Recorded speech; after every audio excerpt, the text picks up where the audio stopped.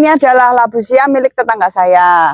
Kebetulan dia bertanya tentang perawatannya karena labu siamnya tidak berbuah dengan baik.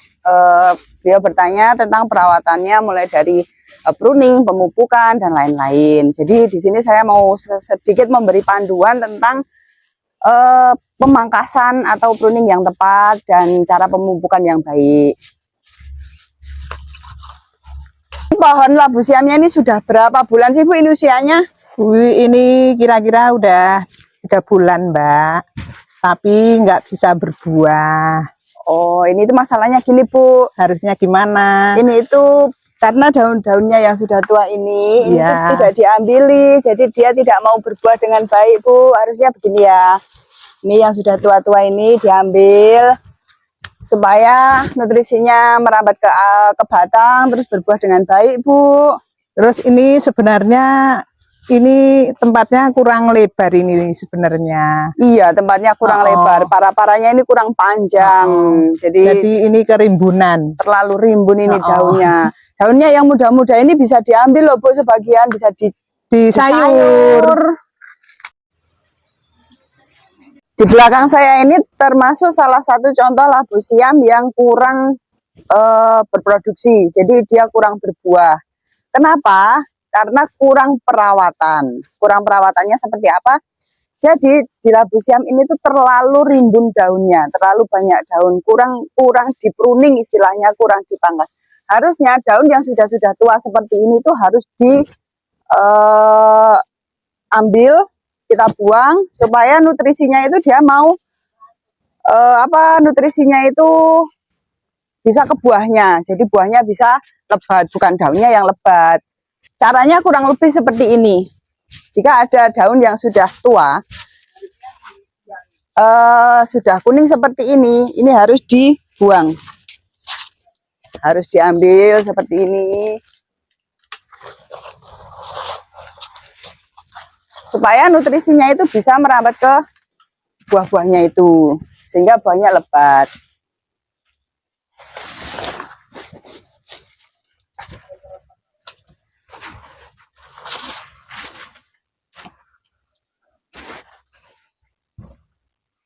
Baiknya menggunakan alat ya, baiknya supaya batangnya ini tidak patah, jadi tidak merusak batang yang merambat.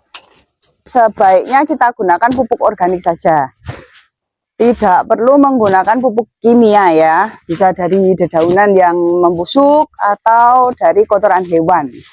Seperti salah satu di sini juga ada sebagai pupuknya, kita gunakan pupuk dari kotoran ayam. Kebetulan di samping tanaman labu siam ini ada ayam. Kita gunakan kotoran hewan ini.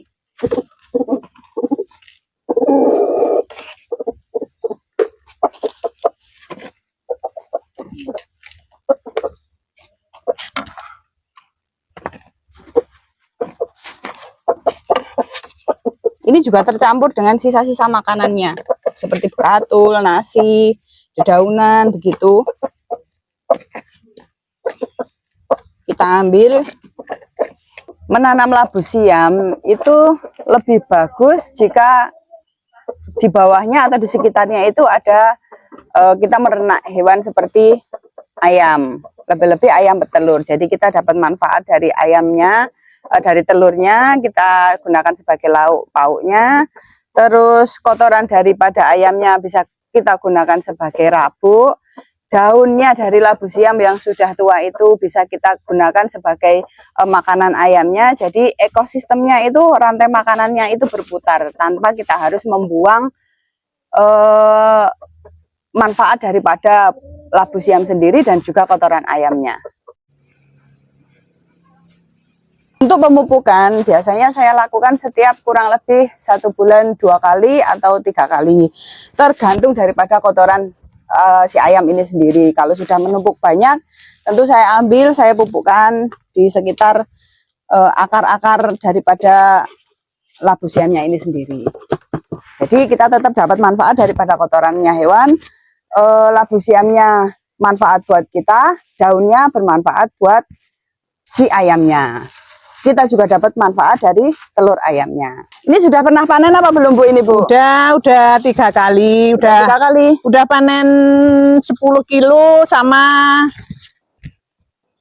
keduanya, terus itu apa metik lagi dapat 5 kilo. Wah, harusnya untuk pohon yang serimbun ini harusnya normalnya itu kalau panen bisa dapat sekitar 10-15 kilo, tapi karena ini perawatannya kurang bagus, terlalu lebat daunnya, jadi panennya tidak bisa maksimal. Yang kemarin aja dapat 20 kilo bisa. Yang dulu yang sebelum ini ya Bu ya? Iya, 20 kilo. Ini ada berapa bibit ini Bu? 10 ada. 10 bibit. 10 bibit ada ini. Kalau ada yang tua tak kasih itu tak taruh di bawah itu. Biar ini cepat merambat. Tujuannya ini buat sayur, terus buat beli lauk gitu. Kalau untuk panen yang paling banyak itu biasanya mendapatkan hasil berapa Bu? Ya 10 kilo. 10 kilo itu sudah paling banyak. Udah banyak. Ini kan tempatnya kan cuman ini, nggak lebar tempatnya. Kalau yang kemarin tuh tempatnya lebar, bisa 20 kilo sampai atas rumah. Terus kalau untuk peternakan ayam itu yang masih 2 ekor 1 pasang itu tujuannya untuk apa Bu? Oh, buat mengisi waktu luang. Kalau ada nasi sisa, kasihan kan kalau nggak punya ayam. Untuk 10 kilo itu biasanya untuk konsumsi sendiri atau untuk dijual? Dijual. Jadi nggak pernah konsumsi sendiri? Nggak pernah. Per kilonya paling cuma 2.000, 3.000. Kalau musim panas biasanya sampai 4.000 biasanya. 4.000. Tapi ini kan hujan-hujan gini nggak patek ini. Cuman 2.000 hasilnya. Pertama kali menanam labu siam itu dulunya bibitnya ada berapa biji? Pertama 5 biji, terus kalau ada yang tua udah ini mulai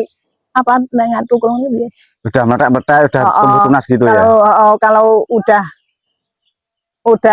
itu ada tunasnya itu terus tak taruh di bawah situ. Pertama kali itu kan 5 biji bibit. 5 biji bibit itu beli dari pasar atau dari mana Bu? Itu dari tempat saudaraku, ambilnya di daerah Muning sana. Jadi minta kepada saudara. Minta sama saudara. Ini kan labunya labu hijau, bagus. Yang labu hijau. Labu hijau. Yang labu air itu bukan? Bukan, labu hijau itu katanya kan bagus. Harapannya ini untuk meringankan biaya dapur dan juga selebihnya bisa kita jual.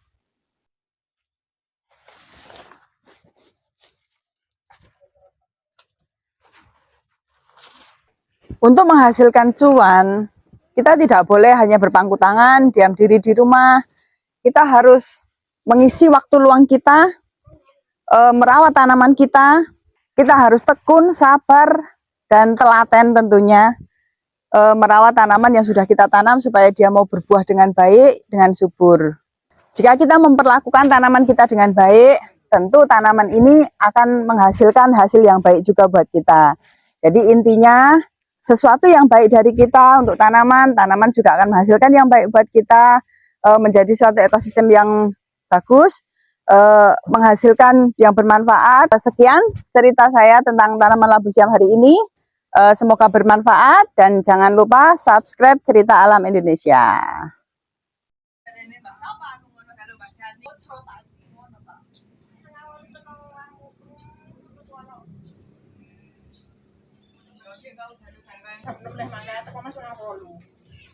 Aku malah bali mampet ngelani dewa terus bulanan ya.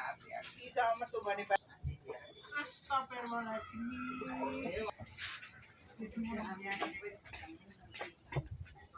Iya iya. Orang yang ngomongin kayak